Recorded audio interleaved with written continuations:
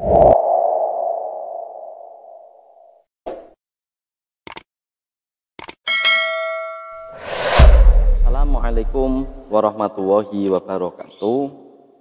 Sahabat Holy Studio yang dirahmati Allah dimanapun Anda berada, alhamdulillah pada kesempatan kali ini kami masih bisa melanjutkan video sebelumnya.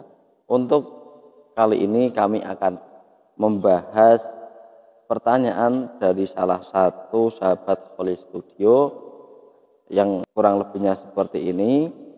Assalamualaikum Kang Burhan, mau tanya, kita sebagai umat Islam di dalam berfikih apakah cukup cuma mengandalkan Al-Quran dan hadis saja tanpa mempertimbangkan mazhab atau rujukan dari pendapat ulama-ulama? Sahabat Holy Studio yang dirahmati Allah, di dalam menggunakan Al-Quran dan hadis ini seperti orang yang minum kopi. Orang yang minum kopi tanpa menggunakan gelas, langsung dari termosnya. Ini kan panas, tanpa adanya perantara dari ulama. Pengibaratannya itu seperti itu.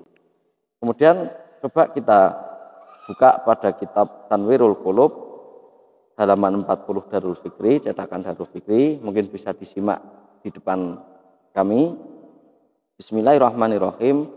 Wa man lam yuqallid minhum, barang siapa yang tidak bertaklid pada salah satu madhab 4, wa qala ana a'malu bil kitabi was sunnati, dan ia berucap saya hanya mengamalkan Al-Quran dan sunnah saja, itu sudah cukup, nggak usah pakai madhab-madhaban, toh itu juga manusia biasa yang memang asli murni itu Al-Quran dan hadis. Muda iyan fahmal ahkami minhuma, dia mengatakan seolah-olah mengakui bahwa dia paham beberapa hukum dari Al-Quran dan hadis langsung. Fala yuslimu, maka hal tersebut tidak bisa dibenarkan. Bal huwa mukhti'un dhollun mudillun, bahkan itu sebuah kekeliruan yang sesat dan menyesatkan. Siaman fi hadza zamani alladzi amma fihi al-fisqu, apalagi pada zaman modern ini telah umum banyak terjadi kefasikan. Wa kasurat fihi ad-da'wa al-batilah, dan zaman sekarang itu juga banyak sekali pengakuan-pengakuan yang batil, fatwa-fatwa yang tidak sesuai syariat Islam.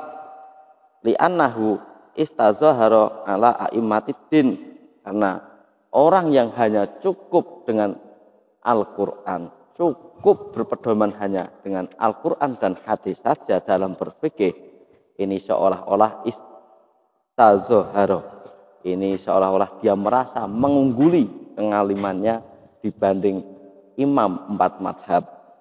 Bahwa dunahum, padahal dia masih di bawahnya, kapasitasnya itu masih di bawah imam 4, baik di dalam fil ilmi, di dalam ilmu, wal ngamali, di dalam amaliyah, wal adalati, dan di dalam sifat adil, wal itla'i, dan di dalam analisa sebuah hukum, analisa Al-Quran, menganalisa hadis.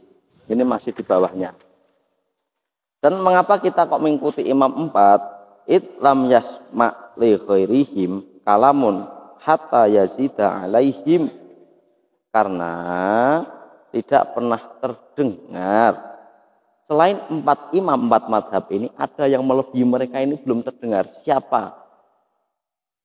Au yumasilahum, jangankan melebihi kapasitas imam 4 madhab, sebanding dari imam 4 madhab ini juga belum pernah terdengar, baik di fil ilmi secara pengilmuan, wal adalati dan sifat adil, wal ihatoti dan sifat niti-niti atau analisa, bi ilmil arabiyati wa aqwali sahabati wal usuli wa tafsiri wal hadisi, dan di dalam menganalisa selain imam 4 madhab itu belum ada yang menandingi dalam menganalisa retorika penggunaan bahasa Arab, menganalisa perkataan para sahabat, ilmu usul, ilmu tafsir, dan ilmu hadis.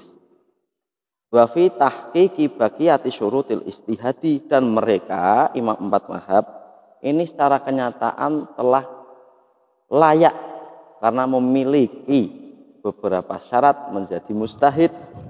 Wa hadza mustahilun, sehingga untuk zaman sekarang ini sangat mustahil menemukan orang seperti imam empat madhab.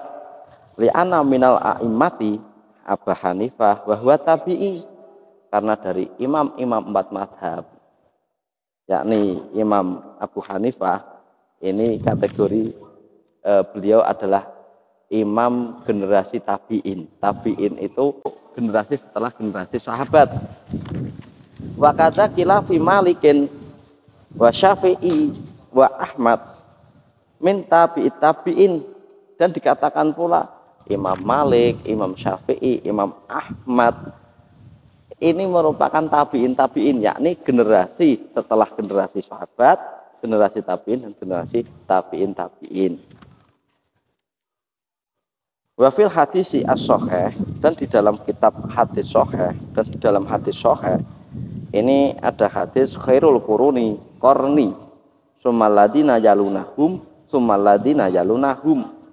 Di dalam hadis sahih Rasulullah SAW bersabda, khairul quruni, sebaik-baiknya generasi adalah generasiku, generasi sahabat. Summal ladzina yalunahum, kemudian generasi setelahnya, yakni generasi tabi'in. Summal ladzina yalunahum, kemudian generasi setelahnya, setelah tabi'in, yakni tabi'in. Imam Abu Hanifah adalah tabi'in, Imam Malik, Imam Syafi'i, Imam Ahmad adalah tabi'in. Itu adalah generasi sebaik-baiknya generasi, dan di zamannya pula belum terdengar ulama yang kapasitasnya melebihi mereka.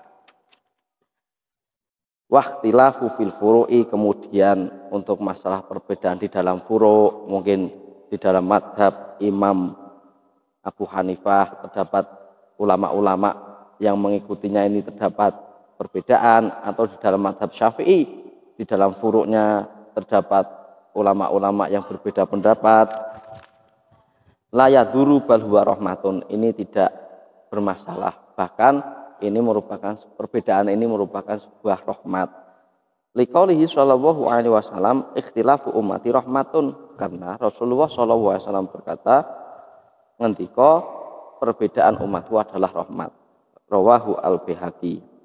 Wa mura'atul khilafi, sementara kita menjaga perbedaan ulama, wal akhdu bil ahwati, dan mengambil hukum-hukum yang lebih berhati-hati, ini hukumnya mandubun indal kuli, ini hukumnya sunnah bagi semua orang.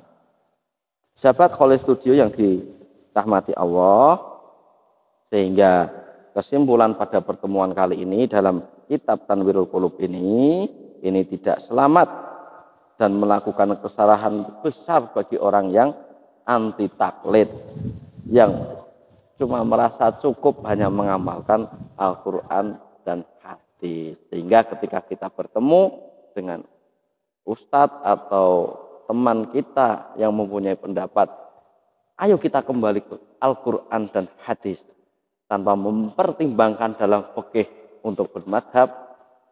Jawabannya simpel, emang situ oke. Nah, seperti itu. Bismillahirrahmanirrahim. Wal ikhtilafu utawi perbedaan fil furu'i ing dalam masalah furu'iyah iku layaduru ora bahayani apa ikhtilaf, bal huwa balik utawi ikhtilaf iku rahmatun rahmah. Liqaulihi, krana pengendikane Kanjeng Nabi sallallahu alaihi wasallam, ikhtilafu umati utawi perbedaane umat ingsun iku rahmatun rahmat. Rawang riwayatake hu ing hadis sapa Al-Baihaqi, Imam Al-Baihaqi, wa mura'atul khilafi utawi ngreksa perbedaan wal akhtulan ngalap bil ahwati kelawan hukum kang luwih ngati-ati. Ngreksa perbedaan dan mengambil hukum yang lebih berhati-hati iku mandubun den sunahake ngindal kuli mung kuwi sakabehane wong. Demikian tadi yang dapat kami sampaikan. Apabila terdapat kesalahan, mohon maaf yang sebesar-besarnya. Mohon dukung terus channel kami di Khalil Studio. Assalamualaikum warahmatullahi wabarakatuh.